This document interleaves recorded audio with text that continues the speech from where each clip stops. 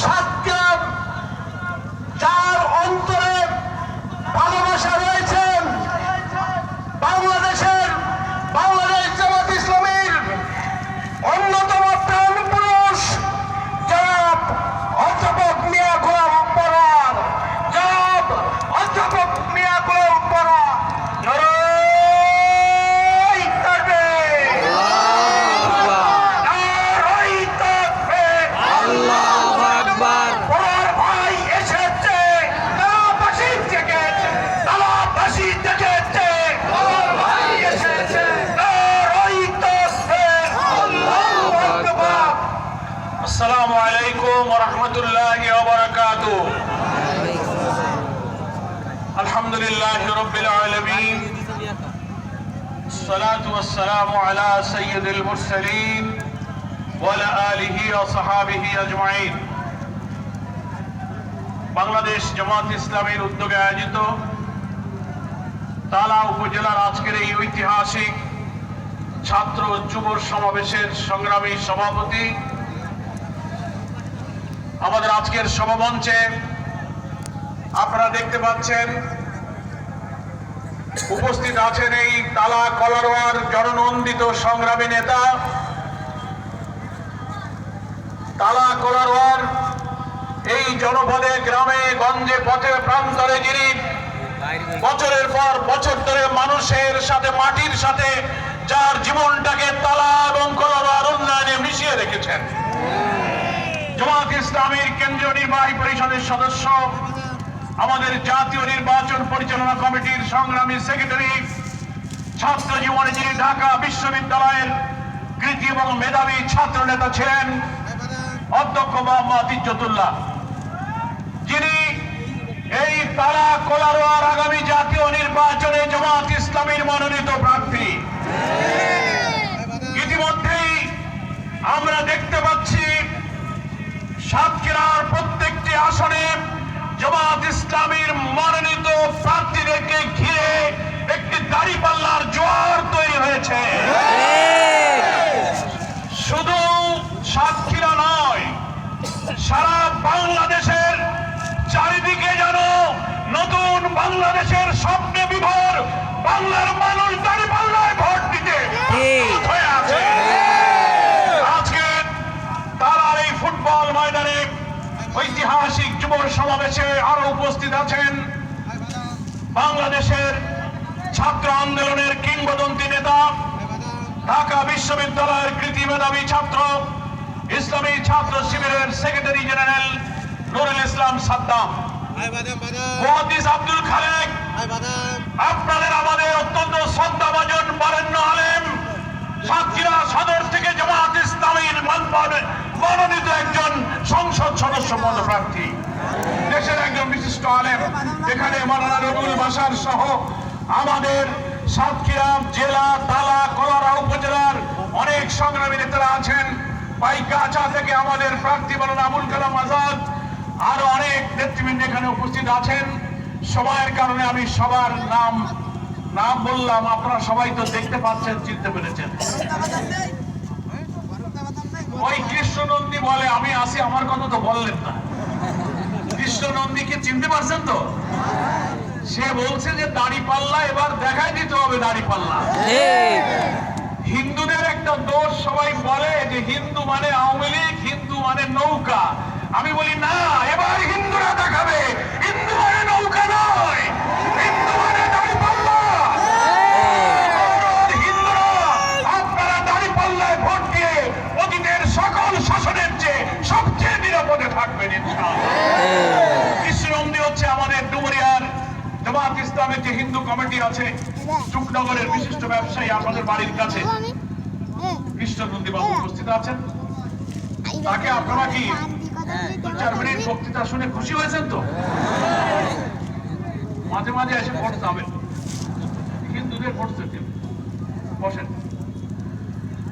আর সেই সকাল থেকে প্রচন্ড রোদের মধ্যে আমি দেখে মায়া লাগছিল, সূর্যের দিকে মুখ করে আপনারা বসে আছেন আর আমরা একটু ছায়ার মধ্যে আছি।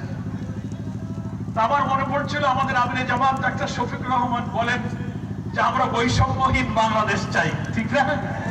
এখন একটু বৈষম্য হয়ে গেছে, আপনাদের মুখে রোদ আমাদের ছায়া, আমাকে মাফ করে দেবেন, ঠিক আছে? যদি ওইদিকে স্টেজ হইতো আমাদের মুখে রোদ থাকতো, আপনারা ছায়ায় থাকতেন, তাই ইনসাফের বাংলাদেশ হইতো, নাকি বলেন? তো যাই হোক, দিনের জন্য কষ্ট হয়তো ওনারা মনে করেছেন এদিকে স্টেজ হইলে ভালো হয়, ওইদিকে মাঠে বসলে ভালো হয়, সেই জন্য ওনারা এটা করেছেন। তবে আপনাদের দেখে আমার একটু কষ্ট হচ্ছিল। তো আল্লাহ তাআলা এই দিনের জন্য, দেশের জন্য, জাতির জন্য আপনাদের এই কষ্ট, এই কোরবানিকে আল্লাহ তাআলা কবুল করুন। যেহেতু আগে আগে মিটিং শেষ হবে, সব বক্তারা একেবারে সংক্ষেপে বক্তৃতা করেছেন, বলে আমাকেও বক্তৃতা সংক্ষেপ করতে হবে, অনেক দূরে যাবেন আপনারা। কয়েকটা কথা আমি আপনাদেরকে বলতে চাই। এই তালার উপজেলার অনেক সংগ্রামী ঐতিহ্য আছে, আছে কিনা বলেন? তালা কলারোয়া ইসলামী আন্দোলনের একটা দুর্জয় ঘাঁটি। এই তালায় শুয়ে আছে ইয়াতিম আমানুল্লাহ আমান শহীদ আলিয়া মাদ্রাসার, মনে আছে আপনাদের? ভাত খাওয়ার সময় এই বিএনপির ছাত্র দলের খুনিরা গুলি করে এতিমকে খুন করেছিল। সেই ইয়াতিম আমানের এই তালা, এখানে শুয়ে আছে বিএল কলেজের সংগ্রামী ছাত্র নেতা শহীদ শেখ রহমত আলী। আমার এখানে বসে বসে মনে পড়ছে আমাদের আর এক নেতা, যিনি 1991 সালে কোন জোট ছাড়া নির্বাচন করে আওয়ামী লীগ বিএনপিকে হারিয়ে এখানে এমপি হয়েছিলেন, শেখ আনসার আলী, মনে আছে আপনাদের? এই তালার গ্রামে গঞ্জে তিনি ছুটেছিলেন, বিপুল ভোটে তিনি নির্বাচিত হয়ে তালা থেকে জাতীয় সংসদে তিনি নির্বাচিত হয়েছিলেন। জামাত ইসলামীর বাংলাদেশের পার্লামেন্টারি বোর্ডের তিনি সেক্রেটারি ছিলেন। সেই শেখ আনসার আলীর স্মৃতি বিজড়িত এই তালা, এই তালাবাসীকে এবার প্রমাণ করতে হবে কোন সন্ত্রাস, চাঁদাবাজি, অপপ্রচার, মিথ্যাচার, উস্কানিতে এই তালাবাসী আর থামবে না। বাংলাদেশের রাজধানী শহরে, নগরে, গ্রামে, বন্দরে নতুন বাংলাদেশের যে ঢেউ উঠেছে, পার্লামেন্টে সেই ঢেউকে পৌঁছায় দিতে হবে। সেই জন্য দাঁড়িপাল্লায় ভোট দিয়ে আমাদের প্রিয় নেতা আমিরে জামাত ডাক্তার শফিকুর রহমান যে ডাক দিয়েছেন দেশবাসীকে, স্বাধীনতার 54 বছরের অত্যাচার, শোষণ, জুলুম, নিপীড়ন, অর্থনৈতিক বঞ্চনা, ভিন্ন মতের উপরে দমন পীড়ন, আইন আদালতে অবিচার, আলেম ওলামা ইসলামপন্থীদেরকে নিষ্ঠুর নির্দয়ভাবে হত্যা করা, আল্লাহ তাআলার দ্বীনের পথের সৈনিকদেরকে তিলে তিলে কারাগারে ঢুকিয়ে বৃদ্ধ বয়সে ফাঁসিতে ঝুলিয়ে হত্যা করা হয়েছে। কত মানুষকে রিমান্ডে, ক্রস ফায়ারে, আয়না ঘরে নিয়ে ইসলামের পথে থাকার কারণে, ফ্যাসিবাদের বিরুদ্ধে আন্দোলন করার কারণে হাজার হাজার লক্ষ লক্ষ মানুষকে খুন করা হয়েছে। মিথ্যা মামলায় এই তালা কলারোয়া, সাতক্ষীরা শুধু নয়, বাংলাদেশের লক্ষ লক্ষ মানুষ জেল খেটেছে। আমাদের আমিরে জামাত তাই ডাক দিয়েছেন, আমরা এমন একটি বাংলাদেশ চাই যে বাংলাদেশে মানবিক বাংলাদেশ হবে, অত্যাচার থাকবে না, জুলুম থাকবে না, যে বাংলাদেশের তরুণ সমাজকে দিয়ে বাংলাদেশকে দুনিয়ার মুখে একটি মডেল মানবিক বাংলাদেশ হিসেবে আমরা করতে চাই। আমিরে জামাত বলেছেন, জামাত ইসলামীকে যদি জনগণ ভালোবেসে আল্লাহ তাআলার রহমতের রাষ্ট্র ক্ষমতার দায়িত্ব দেন, আমরা তরুণ, ছাত্র ছাত্রী, কলেজ, ইউনিভার্সিটি সব পর্যায়ের যুব শক্তিকে নৈতিক শিক্ষার ভিত্তিতে শিক্ষা ব্যবস্থাকে পুনর্গঠন করে উৎপাদনমুখী কারিগরি শিক্ষা দিয়ে লক্ষ লক্ষ তরুণকে এমন ভাবে আমরা কাজ দেব, কর্মসংস্থান দেব, শিক্ষিত করব, সমাজের উচ্চ পদে যাবে। এই বাংলাদেশ হবে একটি উন্নত সমৃদ্ধ মডেল বাংলাদেশ, কোনো বেকার থাকবে না। আমরা দুর্নীতি মুক্ত অর্থনীতি, দুর্নীতি মুক্ত বাংলাদেশ গড়তে চাই। আমরা একটি সোশ্যাল জাস্টিস এবং সামাজিক নিরাপত্তা, আদালতে অবিচার হবে না, ভিন্নমত করে বলে তাকে মামলা দেবে, দলীয় স্বার্থে আদালত অবিচার করবে, এরকম না হয়ে ন্যায় ইনসাফ পাবে সমস্ত মানুষ, এমন একটি বিচার ব্যবস্থা আমরা তৈরি করব। ব্যবসা বাণিজ্য, কল কারখানা, কৃষি, মৎস্য প্রত্যেকটি সেক্টরে উন্নয়নের জন্য একটি উপযোগী পরিবেশ নিশ্চিত করার জন্য নতুন বাংলাদেশ আমরা গড়ে তুলব। আমি জামাত বলেছেন, বাংলাদেশের মানুষের প্রতি আমরা বসবাসের জন্য একটি সুন্দর দেশ যেন রেখে যেতে চাই, রেখে যেতে পারি। আমাদের ভবিষ্যৎ প্রজন্ম, আমাদের সন্তানেরা যেন এমন একটি দেশ পায় যে দেশে মানুষ না খেয়ে থাকবে না, অন্নহীন বস্ত্রহীন দুঃখী মানুষের কান্না থাকবে না।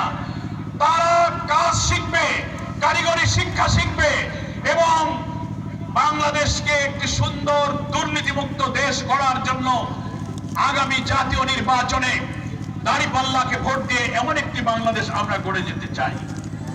স্বাধীনতার 54 বছরে বাংলাদেশের 3টি দলের শাসন আমরা দেখেছি, নাকি বলেন? আমরা আওয়ামী লীগ দেখেছি, বিএনপি দেখেছি, আর কোনটা? জাতীয় পার্টি দেখেছি। আওয়ামী লীগ 21 বছর দেশ শাসন করেছে, বিএনপি করেছে 15 বছর, এরশাদ সাহেব করেছে 9 বছর, আর সামরিক আইন ছিল প্রায় 9-10 বছরের মতো। এই 54 বছর দেশ শাসন হয়েছে। আপনারা কি বলতে পারবেন যে এমন কোন শাসন ওই 3টা দলের যাদের নাম বললাম, এমন কোন সরকার, এমন কোন দল, এমন কোন মন্ত্রী নেতার আমল কি ছিল যারা দুর্নীতি করে নাই? প্রত্যেকটি সরকারের মধ্যে প্রত্যেকটি আমলে দুর্নীতিতে তারা ছেয়ে গিয়েছিল, দুর্নীতিতে চ্যাম্পিয়ন হয়েছে। সব সরকারের আমলে মন্ত্রী এমপিরা দুর্নীতি করেছে, চেয়ারম্যানরা দুর্নীতি করেছে, কিন্তু একটা দল বাকি আছে, সেটা হচ্ছে বাংলাদেশ জামাত ইসলামী। আমরা এদেশে 79 সালের পর যে কয়েকটা গ্রহণযোগ্য নির্বাচন হয়েছে, প্রত্যেকটি নির্বাচনে অংশ নিয়েছি। এমনকি একটা সরকারের 2 জন মন্ত্রী আমরা দায়িত্ব পালন করেছি, 20 জন এমপি দায়িত্ব পালন করেছি। মঈনুদ্দিন ফখরুদ্দিনের সরকার ক্ষমতায় এসে সবাইকে গ্রেফতার করে দুর্নীতির জন্য তন্ন তন্ন করে খুঁজেছে, সব দলে দুর্নীতি পেয়েছে।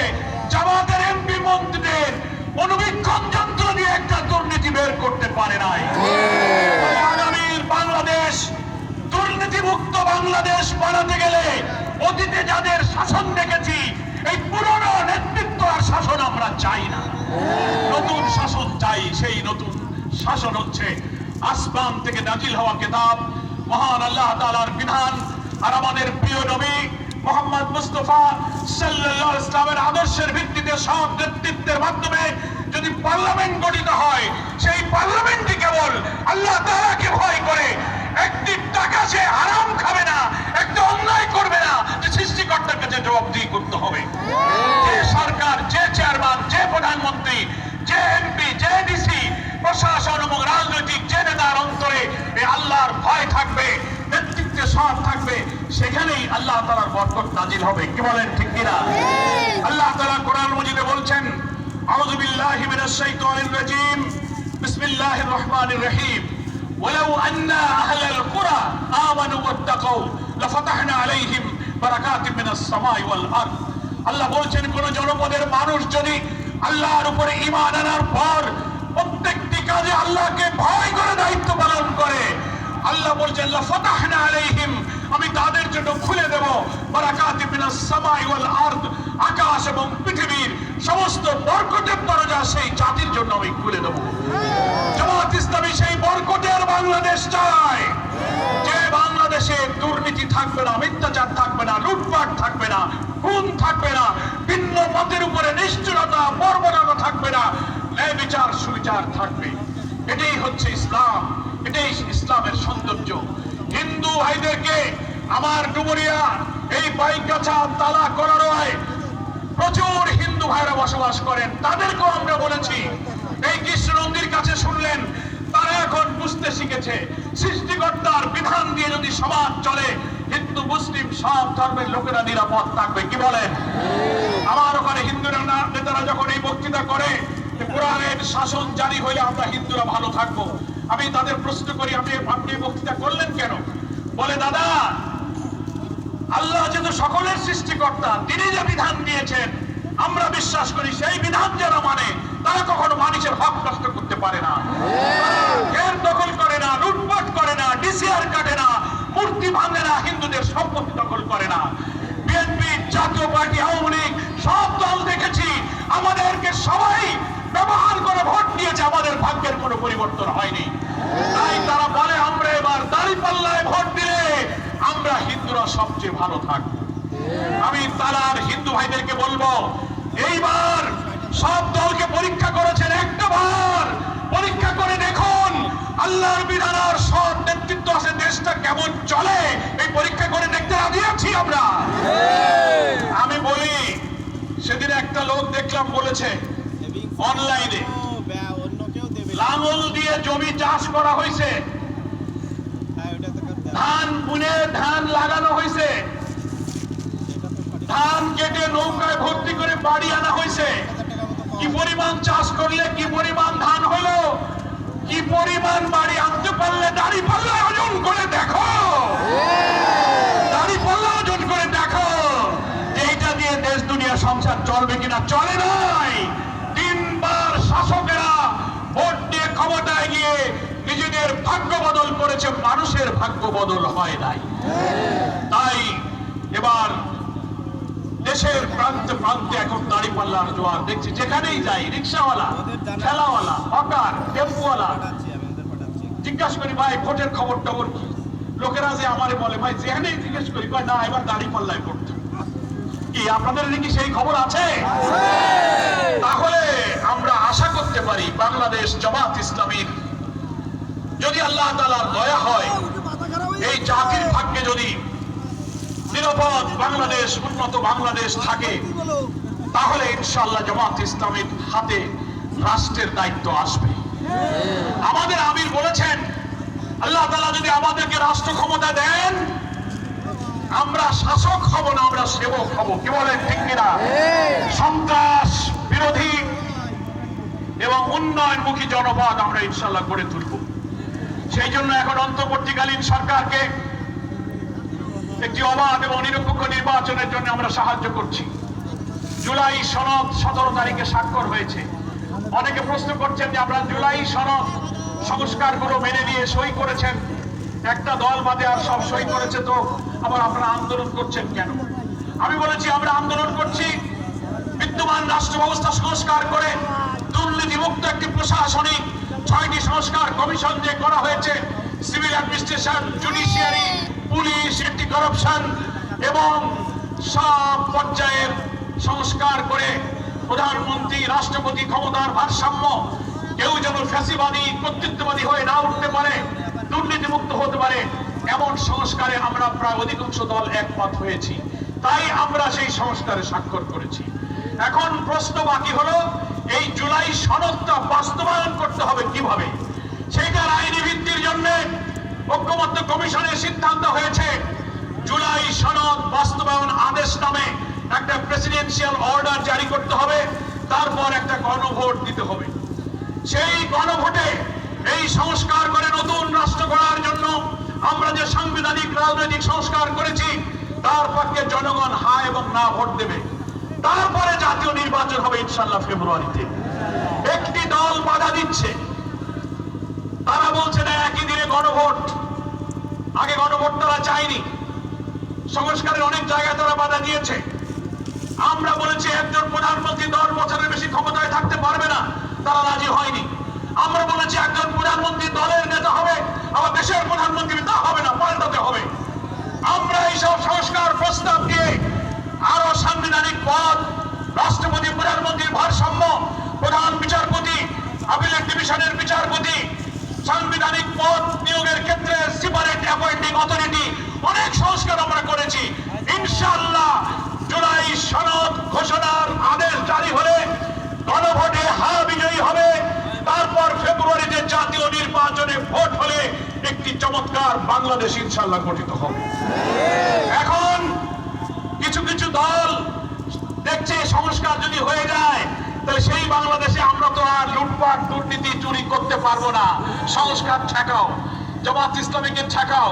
এখন কিছু লোক জামাত ইসলামের মিটিং সিটিং এ বাধা দেয়, মিথ্যাচার করে, অপপ্রচার করে, সোশ্যাল মিডিয়া গণমাধ্যমে মিথ্যা কথা বিকৃত বক্তব্য দিয়ে সোশ্যাল মিডিয়া মিথ্যাচারে ভরে যাচ্ছে। কি বলেন? আমাদের পোস্টার লাগাইলে ছেড়ে, আমাদের প্যানা লাগাইলে তার উপরে লাগায়, মানে উস্কানি দেয় যে তারা একটু খেপায়, আমরা একটু খেপি, একটু মারামারি বাঁধুক। শিবিরের নেতা সাদ্দাম বলেছে আমরা কোনো উস্কানিতে পা দেব না। কি বলেন? ঠিক কিনা? ওরা চায় আমাদেরকে ক্ষিপ্ত করে আবার ওরা আমাদেরকে বিপদে ফেলে বলতে চায় এরা হলো সন্ত্রাসী। না, গতকাল নোয়াখালী সহ বিভিন্ন জায়গায় নিরীহ শিবির জামাতের উপরে হামলা করে তারা প্রমাণ দিয়েছে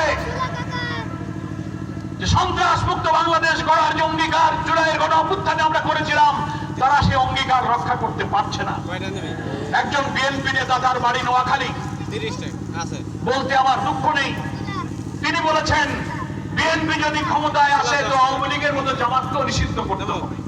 আপনি চিন্তা করেন, তাহলে একটা দলকে আওয়ামী লীগের মতো নিষিদ্ধ আছে, বিএনপি ক্ষমতায় গিয়ে জামাত নিষিদ্ধ করবে। বিএনপির কোন কেন্দ্রীয় নেতা যদি এই কথা বলে, তাহলে তো বিএনপির কণ্ঠে আওয়ামী লীগের সুর শুনতে পাচ্ছি, বিএনপির কণ্ঠে ফাঁসিবাদের সুর শোনা যায়। তাই আমার তারা কলরাবাসীকে শান্ত থাকতে হবে। পায়ে পাড়া দিয়ে গন্ডগোল করবে, পোস্টার ছিড়বে, হামলা করবে, আমরা আমাদের প্রিয় নবীর শ্রেষ্ঠ উম্মতের মতো অসীম ধৈর্য দিয়ে নির্বাচন পর্যন্ত আমরা ধৈর্য ধারণ করব। ধৈর্যের বিনিময়ে বিজয়, ধৈর্যের বিনিময়ে বিজয় আমরা পাবো। সংঘাত সৃষ্টি করে আমাদেরকে বিশৃঙ্খলার দিকে নিতে চাই। সম্মানিত তারাবাসী, আমি আপনাদের কাছে আরেকটি কথা বলে আমার বক্তব্য শেষ করতে চাই। আমাদের ইজ্জতুল্লাহ অধ্যক্ষ, আপনাদের কি নতুন করে তাকে চিনাতে হবে যে তাকে কেন ভোট দেবেন? ওনারে আমরা চিনি না। আমি মনে করি যারা অন্য দল থেকে এখানে নির্বাচন করবেন এবং বাংলাদেশে ইসলামী আন্দোলনের ছাত্র জীবন থেকে গড়ে ওঠা বিশ্ববিদ্যালয়ের তরুণ এই মেধাবী ছাত্র, এই তালা কলারোয়া নয়, সাতক্ষীরার ওই সাগর পাড় থেকে কলারোয়ার এই প্রান্ত পর্যন্ত প্রত্যেকটি জেলা উপজেলা গ্রামে গ্রামে ঘুরে কাজী শামসুর রহমানের সাথে এই সংগঠন তিনি হাতে করে গড়ে তুলেছেন। সবার কাছে পরিচিত, প্রিয়, জননন্দিত নেতা। তিনি আমাদের নেতা। মানুষকে তিনি ভালোবাসেন, তিনি নিরহংকার। তাকে আপনি কোনোদিন অহংকারী দেখবেন না, রাগান্বিত হতে দেখবেন না। মানুষকে কত আপন করে তিনি কাছে টেনে নেন। সারাটা জীবন এত মেধাবী হয়েও দুনিয়ার বিত্ত বৈভব সম্পদ গাড়ি বাড়ি দুনিয়া পাওয়ার জন্য তিনি চেষ্টা করেননি। সাধারণ সাদামাটা জীবন যাপন করে আল্লাহ দ্বীনের পথে তার জীবনটা তিনি পার করে দিয়েছেন। এই বার্ধক্য বয়সে অসুস্থ শরীরে আজ জামাত ইসলামী ইজ্জতুল্লাহর মতো একটি ফুল তারাবাসীর কাছে উপহার দিয়ে গেছে। আপনারা কি তাকে বিজয়ী করে পার্লামেন্টে পাঠাতে রাজি আছেন? কোন অপপ্রচারে কাজ হবে না। আমি বিএনপির বন্ধুদের বলবো, আপনারা আমাদের দোস্ত বন্ধু, একসাথে তো অনেকদিন সংসার করেছি। কি বলেন? ঠিক কিনা? 20 বছরের সংসার না হয় আজকে একটু কোনো কারণে একটু আলাদা সংসার করতেছি। রাজনীতিতে সুসম্পর্ক রাখতে হবে, ঠিক না? আজকে এখানে মিটিং, চারিদিকে আমাদের প্যানা, কাল রাত্রি কেন তার উপরে এসে আরেকটা প্যানা লাগাবেন? কেন আমাদেরটা ছিঁড়ে ফেলবেন? চারিদিকে লাগাবেন, অন্য সময় তো লাগাইলেন না। এটা তো কোনো দোস্ত বন্ধুর কাজ হলো না, নাকি বলেন? মিটিং তো আপনারাও করবেন। আপনারা যা দিয়ে হুমকি দেন, নোয়াখালীর যে বিএনপির নেতা বলেছেন বিএনপি ক্ষমতায় গেলে জামাত নিষিদ্ধ করবেন, এটা আওয়ামী লীগের সুরে আপনি কথা বলেছেন। যে ফ্যাসিবাদকে বিদায়ের জন্য আমরা রাজপথে থেকে ফ্যাসিবাদ বিরোধী সংগ্রাম করেছি, তাদের মুখে কেন আবার সেই ফ্যাসিস্ট স্টাইলে আমরা হুমকি শুনতে পাবো? চোখ রাঙানো, বিদ্যমাতকে দমন করা, হিংসা, দাম্ভিকতা, অহংকার, মাস্তানি, চাঁদাবাজিকে বাংলার মানুষ পছন্দ করে না। ঢাকা বিশ্ববিদ্যালয়, জাহাঙ্গীরনগর, চট্টগ্রাম, রাজশাহীতে দেশের শ্রেষ্ঠ বিদ্যাপীঠের ছেলেরা ভোট দিয়ে এই চাঁদাবাজদেরকে ব্যর্থ করে দিয়ে প্রমাণ করেছে তোমাদের স্থান বাংলাদেশে হবে না। এরা ওই 4টা বিশ্ববিদ্যালয়ে আমাদের শিবিরের ছেলেদেরকে চোখ রাঙাইতো, হলে থাকতে দিত না, ইফতার করতে গেলে পিটাইতো, নামাজ পড়লে পিটাইতো, দাড়ি দেখলে পিটাইতো। কি পিটানো কিনা বলেন? আর বলতো রক কাটা, পাকিস্তানি, রাজাকার, কত গালি দিয়েছে। সব গালিকে ভুল প্রমাণ করে বিশ্ববিদ্যালয়ের ছেলেরা ভোট দিয়ে যারা গালি দিয়েছে তাদেরকে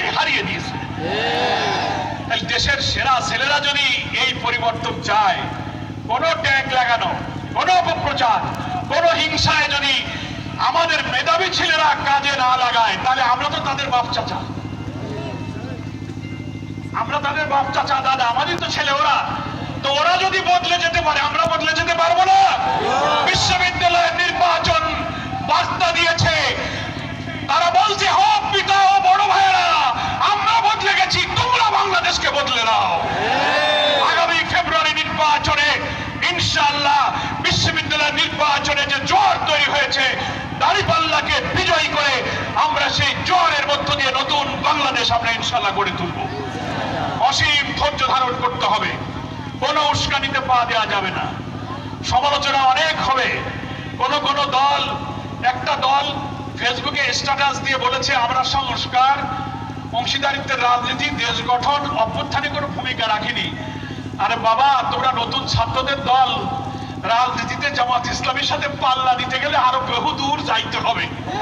জন্ম নিয়েই বাপের সাথে পাল্লা দিও না।